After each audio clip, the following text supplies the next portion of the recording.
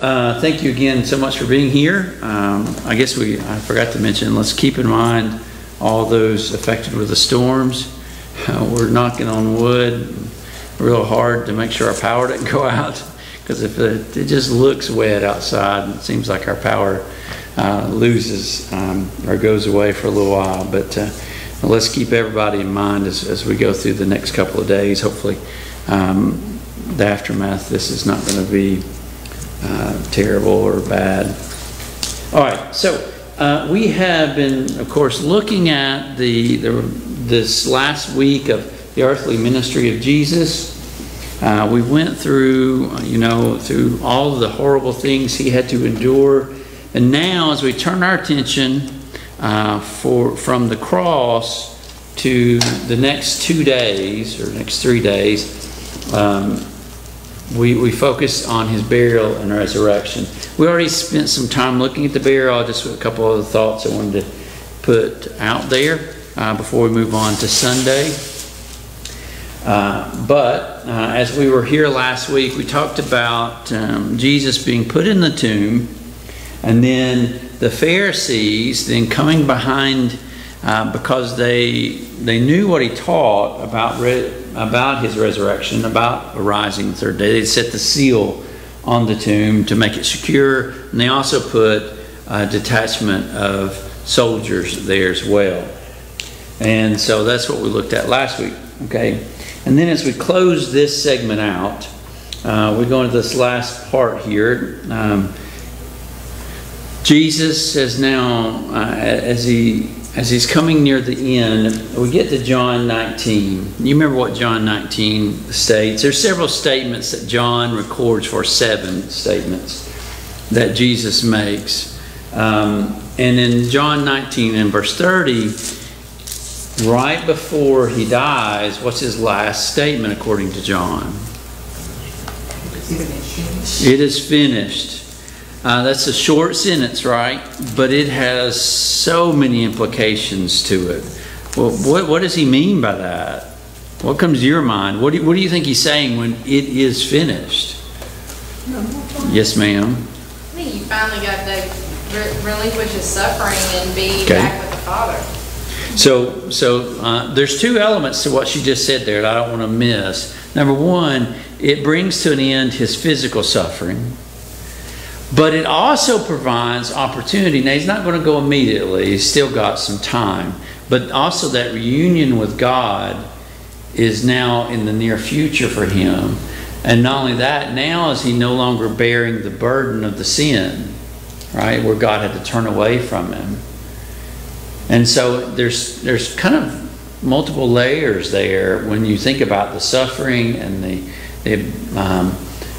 loneliness that now that's over. So yeah, I think that could definitely be one of the ideas that he's promoted or pursuing here. Yes? He nails the Old Testament to the cross. So if we go to Colossians chapter 2, verses 12 and following, what does Paul write about Jesus? He says that in the cross, he nailed to the cross what? That counsel, or the record of debt that was against us, the old law, right? That old law was finished. It had come to its completion. It had fulfilled its purpose in bringing men to Christ. And so in essence, that's many layers within that you could talk about, but it is the final stages of the law, of the Mosaic law, being in authority. It's no longer in authority, but now has been taken out of the way. The Hebrews writer talks about that a will and testament only comes into effect when? On the death of the testator, the one giving the testament, and that happened in this moment. Good thought. Anything else that you can see here, and it is finished?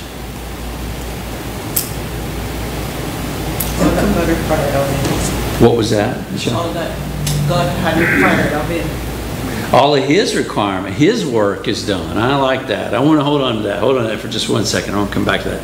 All of his work was done. I think that's an interesting thought. Anybody else have anything other than that? So there are a lot of parallels in Scripture, a lot of shadows within the Old Covenant. We alluded to a lot, and I'm constantly fascinated how God long ago wrote about things that were occurring or pointed toward things that would come along into the future. This is one of those, I think. Notice the interesting parallel. If I go back to Genesis chapter 2, if I go to chapter 1, I read about all the creation that He did, all the work God did. And then when you get to Genesis chapter 2, and if we start at verse 2, what does the text say? Genesis 2:2. This is the English Standard. And on the seventh day, that's Sabbath, that's our Saturday. On the seventh day, God finished His work that He had done. He rested on the seventh day from all His work that He had done. God blessed the seventh day and made it holy because God rested from all His work that He had done in creation. I think that's a fascinating parallel. So you've got two kind of concepts here where you see God, Jesus, John tells us, was there at this. So when it's talking about God resting, that includes Jesus, by the way. They're known as the Word, not as Jesus yet. But the being who we would know as Jesus, also the Word, right? He rested from all His work in creation. And now you fast forward about 4,000 years, and you get to this day, and what does He say? It is finished. And it finally gives Jesus what? Opportunity to rest. I just love that. I think that's wonderful. He devoted Himself completely and wholly to His work. What was His work? Well, there's a lot of different ways we can define that. Luke 19 tells us that His work is what? To seek and save the lost. Right? That's what He came to do. Right? John 3:16. God gave His only begotten Son that whoever believes in Him should not perish but have everlasting life. You know, you think about the work of Jesus, and He fully invested Himself in it. And then finally, at the end of it all, He gets to work. He gets to rest. You know, Lisa and I were talking the other day, we had a really busy day. Well, y'all know this was a busy weekend. And when it finally got to get to bed, man, that felt so good. We feel, not us, but the whole group, we accomplished so much. Everybody got in, worked so hard, and when you get to the end of all that, you can rest peacefully because you know you fully invested yourself. And there's something wonderful about that. Yeah, Becky? So maybe you just answered this question, but rest is something like we appreciate, we enjoy because we're tired, we're exhausted. Mm-hmm. But God is deity. So why would He be stressing that He has to rest? Because he got to experience it as a human being. Yeah, but in the creation, He spends 2 verses talking about He rested on the seventh. And that's for us, I think. He rested. In other words, I think it's not necessarily in the rested ideal that we think of rested, but what does rested, the word, mean? To complete, right? To arrest from what you've done, right? I'm finished now. I'm not going to create anymore. I'm not doing any more creating. And now God lets things play out as it should. And at this point, Jesus is done with His work as Savior. So at this point, in that essence, He can rest. His work has come to rest. It is finished. It is what it is. He's not coming again to do that same work because it's finished. What does Jude say? Jude 1:3. I write these things that you may what? Earnestly contend for what? For the faith once delivered. When was it delivered? When Jesus came, when He died for our sins, when He was buried and rose on the 3rd day. And so that work, His earthly ministry at this point is done.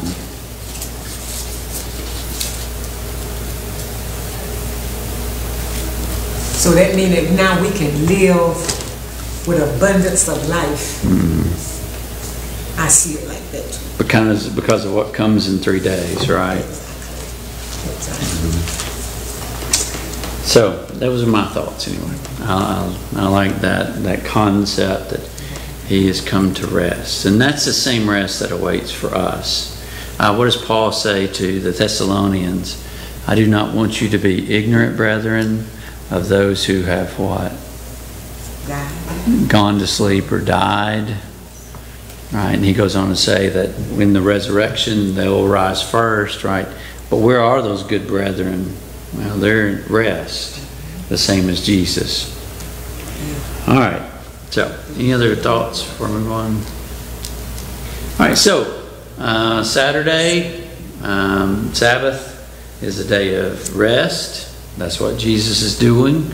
Nothing else to do as far as his disciples or himself this day. So he is in the grave. And then Sunday comes, our first day, or their first day of the week, our Sunday. And this would be the day portion. So Jesus had been in the grave since when? Friday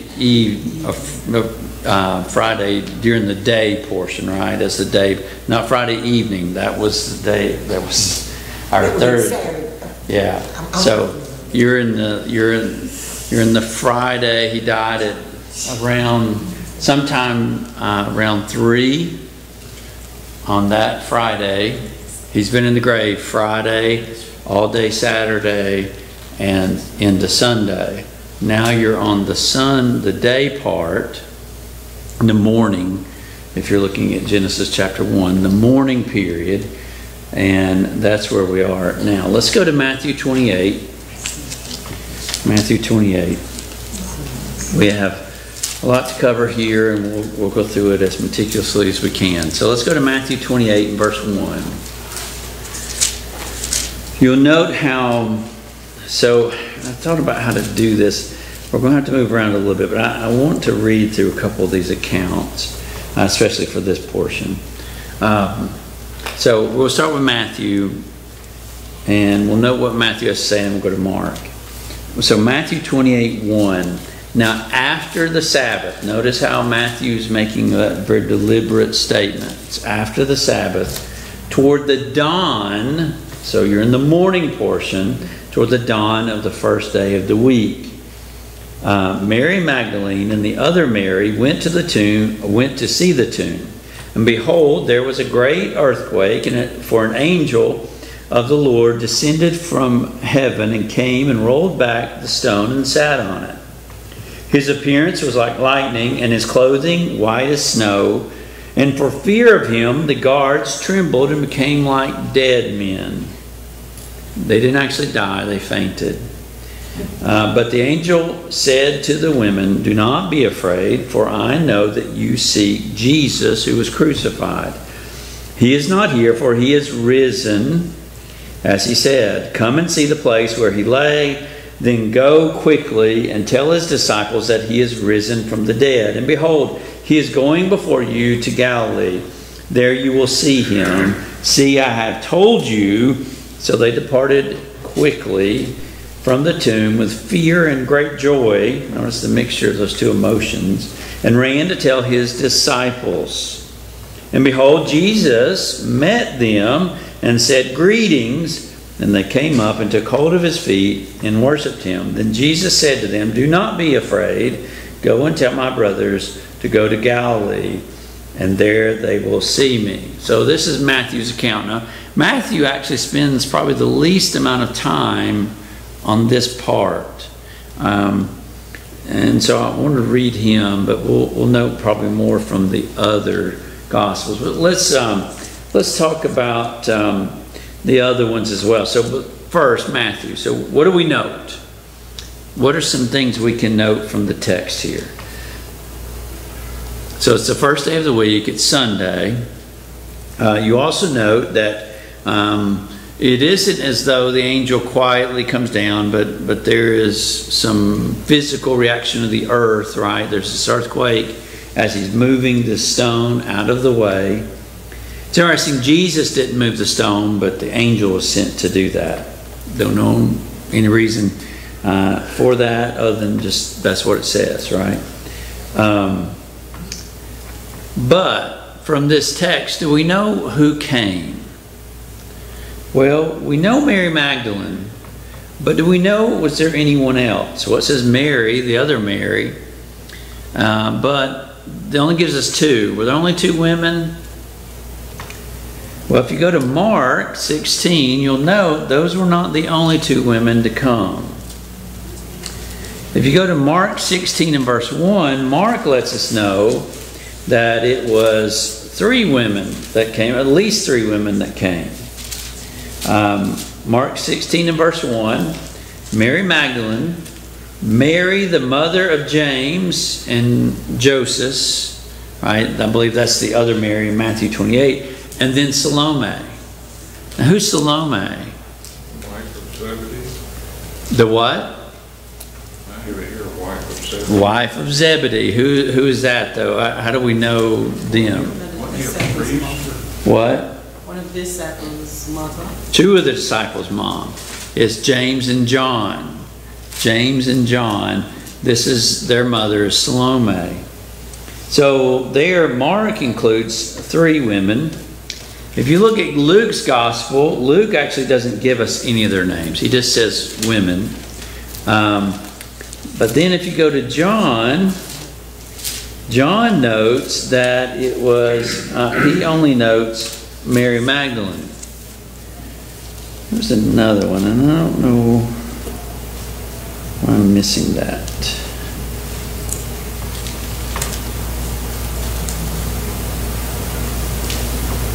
Let's see. What did I note?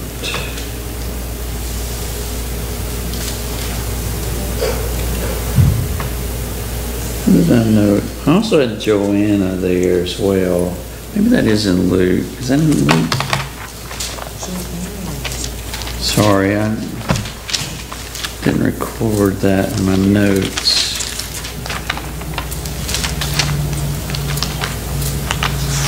I want to make sure I tell you right.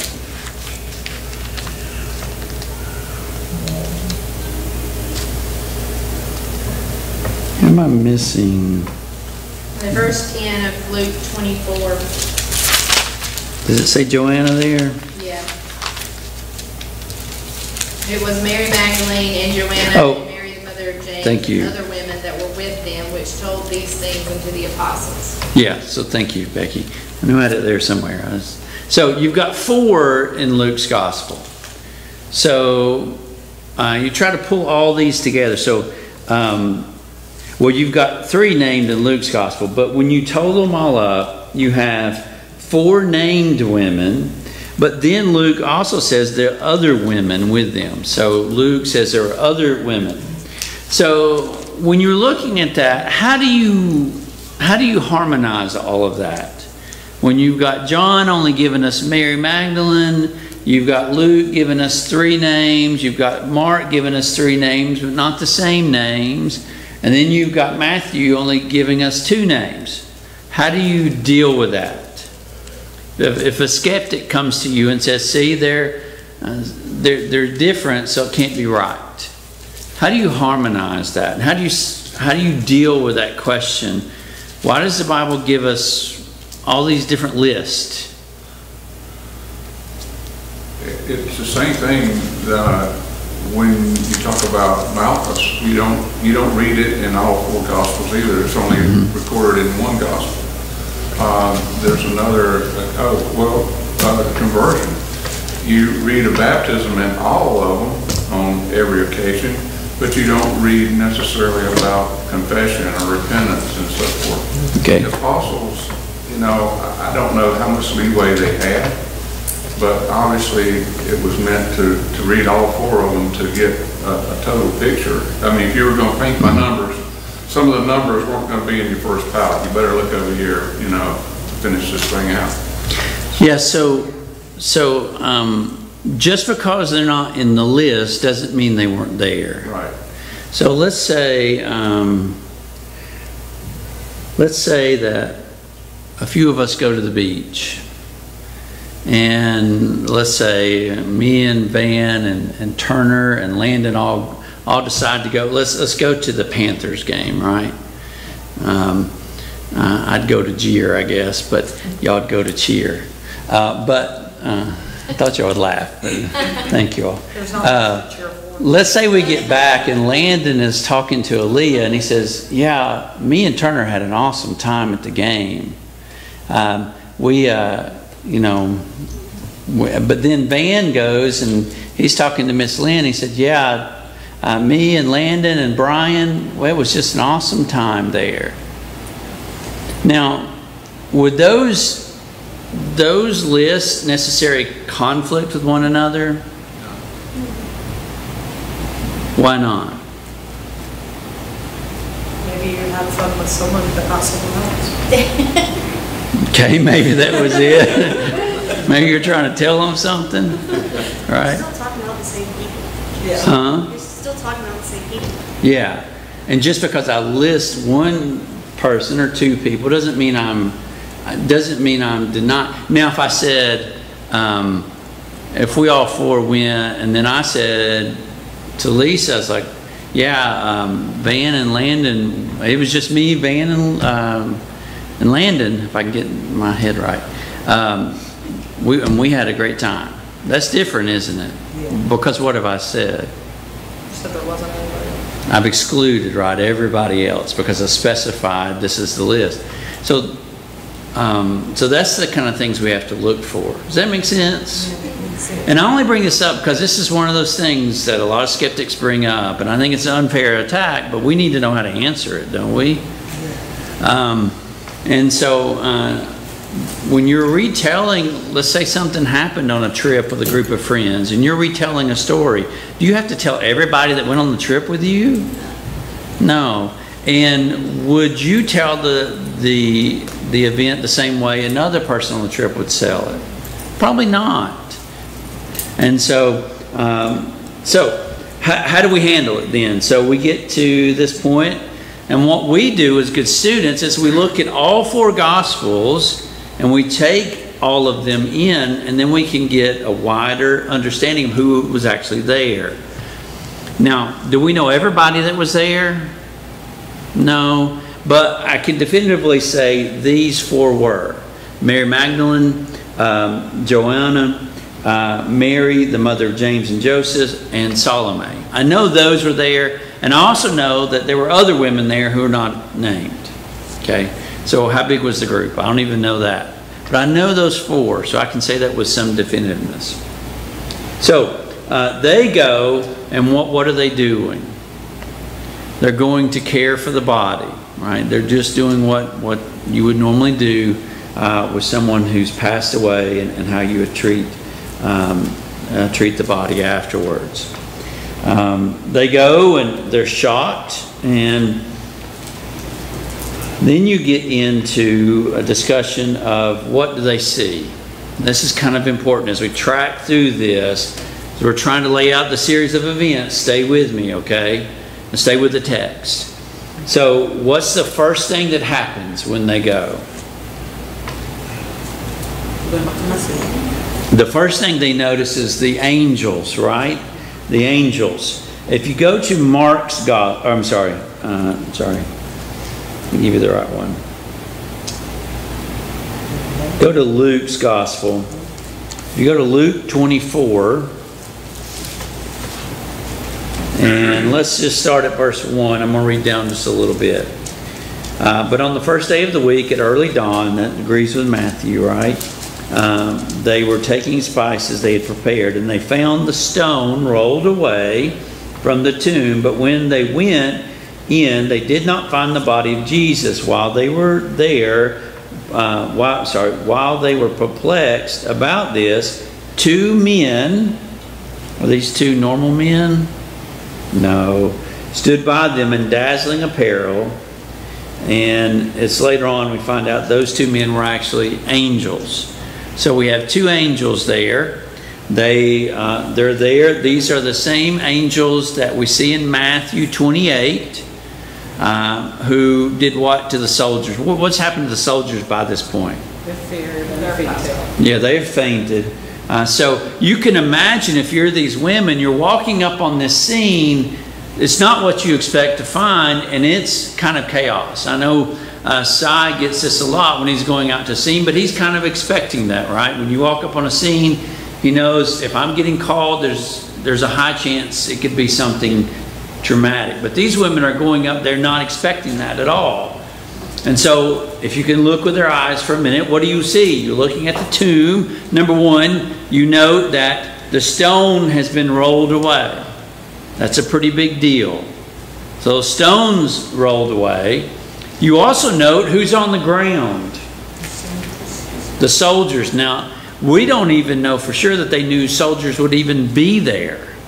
Right? All we're given in Matthew 28 is that the Pharisees set these soldiers in place. We have no idea whether the women knew or expecting soldiers, but what they do see are soldiers on the ground.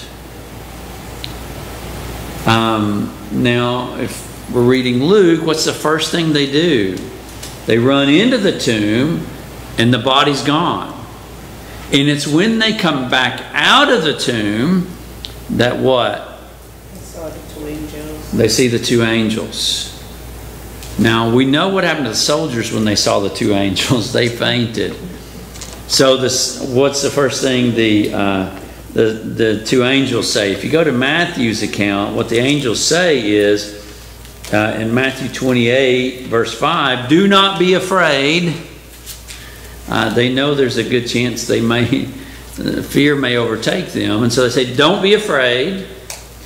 And they, of course, let them know that Jesus isn't here anymore.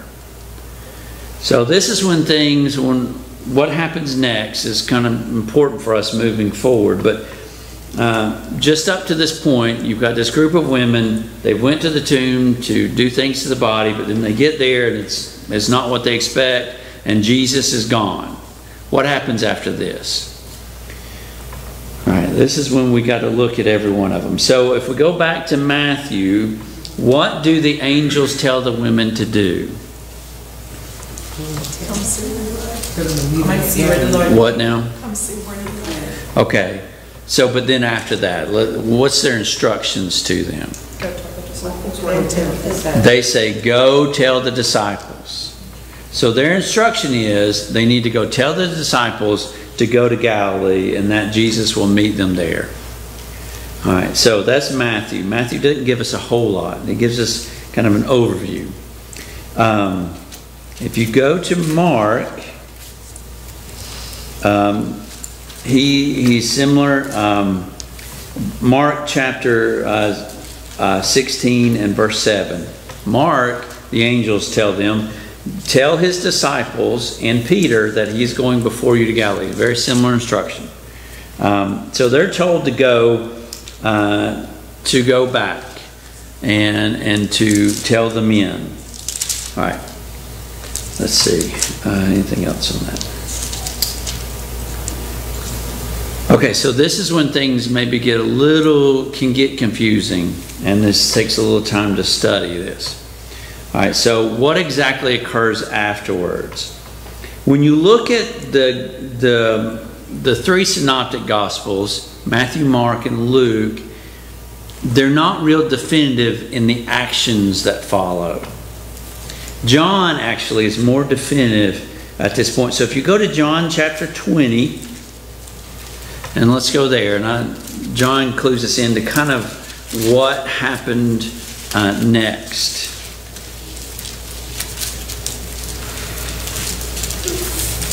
Okay, John chapter 20. So if we go to verse 1, John says, now on the first day of the week, Mary Magdalene came to the tomb early, while it was still dark, and saw that the stone had been taken away from the tomb. And notice what she does. So she ran and went to Simon Peter and the other disciple the one whom Jesus loved. So Mary Magdalene it appears from the gospel, is the first one to run away. The other women appear to stay there, at least for some time. I don't know if they say, Mary, you run back, or if Mary just takes off running, or what. But she runs to go get the disciples, and she finds what two? Peter and John. Now there's a reason for this. I'm not just saying that just because. Okay. John, I don't know about the other disciples. All right. All right. So just keep that in mind. I'll come back to it and I'll explain that as we move forward, but I need to do some other things first. So Mary runs back. Mary tells Peter and John, Jesus is gone. Or that the sepulchre didn't go away. Huh? Didn't she? So she runs back. She tells them, okay. And then, if you go back to John, you see Peter and John's reaction. What do? If we go to John chapter 20, and let's go down to verse 2. So she ran and went to Simon Peter and the other disciple, the one whom Jesus loved, and said, "They have taken the Lord out of the tomb." Now notice what she says, and this may clue us into how quickly she ran away. Notice what she says. "And we do not know where they have laid him." Does that give you a clue to when she ran? Before she saw the angel. Before the angels say to them, Jesus has risen. He's not here. How do you know that? Well, notice her words. What is she still concerned about? Where his body is. Where the body is, not where Jesus is. So it seems to imply from John's gospel that Mary, before the angels said to them, Jesus is risen, she's already gone. And she's hightailed it to the disciples.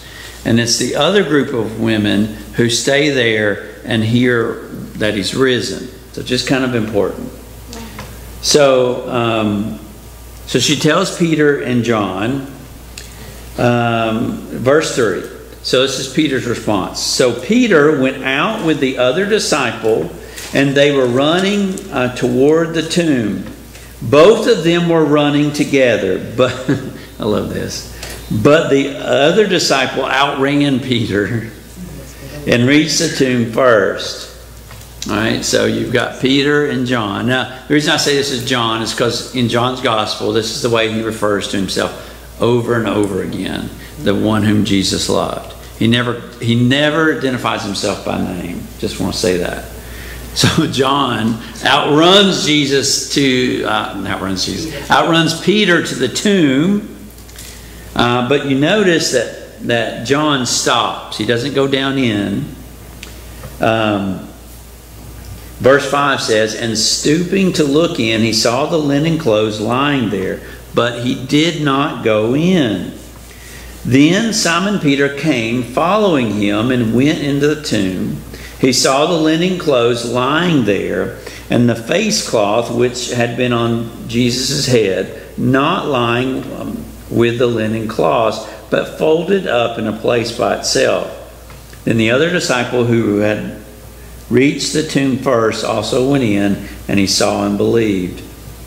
For as yet they did not understand the scripture that he must rise from the dead. Then the disciples went back to their homes." So you've got these two run there, and they see what's going on, but do they know yet Jesus is risen? But it does seem like something occurred to John that doesn't occur to Peter just yet. But John remembers something, and like he has some inclination. But notice, as of yet, none of those women have told them what they heard from the angels. So just keep that in mind. So what do Peter and John do now? It says they went back, but it said John. So they went back. Okay, what about Mary, though? What's going on with Mary? Mary Magdalene. It appears as though Mary followed them to the tomb. Not as quickly as they ran, but she did go there. And I'll tell you why I believe that in just a minute. All right. All right. Any questions so far? What does this mean? And he saw and believed, 8. When the other disciple who came to the tomb first went in also, and he saw and believed. That's a little confusing. Didn't the Bible say that he had to see the So they will get there, but that'll come later. So I think what it seems to imply to me is that John has some inclination of what this all means. I don't know that he has a full understanding because it's saying it's going to come later, but he's beginning to believe, right? John knows there's something going on here that's bigger than they assumed. Good question. It was quick tonight. All right. I guess you can't help the time. So this is going to get really interesting as we move forward. I'll come back. We'll quickly review what happened. And then, but just as you see on the board, Mary Magdalene, Joanna, Mary, the mother of James and Joseph, and Salome, they come to the tomb. What do they find? 2 angels there. They tell the women to go and tell that Jesus is risen, but they tell everybody? No, Mary Magdalene has left at this point. She doesn't know yet what these women know. Mary goes to get, oh, come on. She goes to get Peter and John. They run to the tomb. They find it empty. They don't find Jesus. And then Peter and John go back. And then, I don't know why I have that up there. Oh, okay. I'll talk about that next week. That'll be the last thing I talk about. So we'll see. We'll also see in all this what the Sanhedrin's reaction to. So that kind of gets us up to here. All right. Go ahead. Read those 4 Gospels. Read the resurrection accounts. That'll really help us as we think through these things. But again, good attention today. Thank you so much. We'll dismiss and be rejoined for our devotional in just a minute.